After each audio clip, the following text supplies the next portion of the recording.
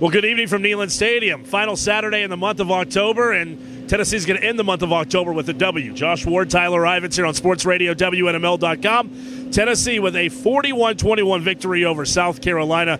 Josh, a lot for us to get into coming into this game. Will Muschamp, 7-0 lifetime against Tennessee. Winners of each of the last three by a combined 12 points. You get started with the first play of the contest, and immediately, if you're a Tennessee fan, you think, oh boy, we've seen this before, but if you stuck around for the other 3+ quarters, it kind of turned on a dime, did it not? Yeah, the game went off script a little bit, I would say, in this one, in a number of ways. I guess I'll start with Tennessee's passing game with multiple quarterbacks.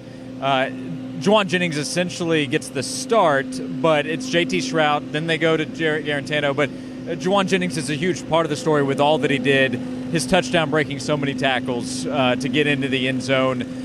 Jarrett Garantano, a bit of a redemption game for him after what has happened this season, but really what happened last week against Alabama. And then J.T. Shrout, once Garantano went out with an injury, Shrout hits a deep ball to Marquez Callaway, and then Tennessee's defense shutting out South Carolina in the second half. Just an incredible response by the defense from what happened early and what happened really through the first half, because South Carolina was able to come back and put some points on the board to go up at halftime, and then it was all Tennessee from there. I mean, really, it is a large question mark. However long Brian Maurer is set to be out next week, you have homecoming against a very good 7-1 UAB team. I know people hear homecoming and they immediately think, who'd you pay to come in?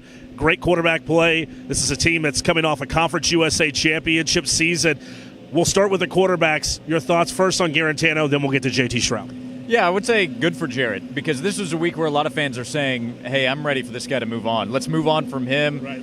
And part of my response this week was, you only have 2 scholarship quarterbacks right now, because Brian Maurer was not going to play today. He just wasn't. He dressed. They knew he wasn't going to play. So you had Shrout and you had Garantano, and Shrout just hadn't played much. I think it was smart by Tennessee, for the most part, to have him on the sideline. Then they'd run him in for plays so that he would have a better understanding of what he was supposed to do.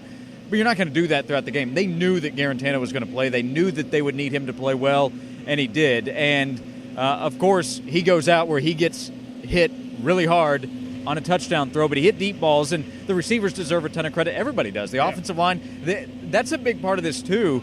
The offensive line had to shuffle around. I thought the last couple of weeks a big key for Tennessee's O-line playing better was that they were able to establish some continuity. That wasn't the case against South Carolina, and they still stepped up. But Jarrett Garantano stepped up, and he's gone through a lot. He has not played well a lot of the season, and he's needed to play better. He did against South Carolina. Finally on the offense, I'm just going to say it. You go, Juwan Jennings. Dog. I mean, what else do you say? That's what his teammates say. When Juwan Taylor was asked after the game, said, man, he was crazy. And they see it in practice every day. Jalen McCullough talked about how difficult it is to guard him and to tackle Juwan in practice. So they know what he's able to do. Fans know. And Jeremy Pruitt said, what you see out there on the field on Saturdays is what you see in practice. There's a carryover effect. There's so much you could talk about the defense. 21 points for South Carolina in the first half. They get blanked in the final 2 quarters. The third down efficiency for South Carolina just plummeted because of Tennessee's defense. All in all, questions about how they would play against Bama, favorable despite the loss. Now this week against South Carolina, this is the same team, Josh, that just 2 weeks ago beat Georgia on the road in double overtime.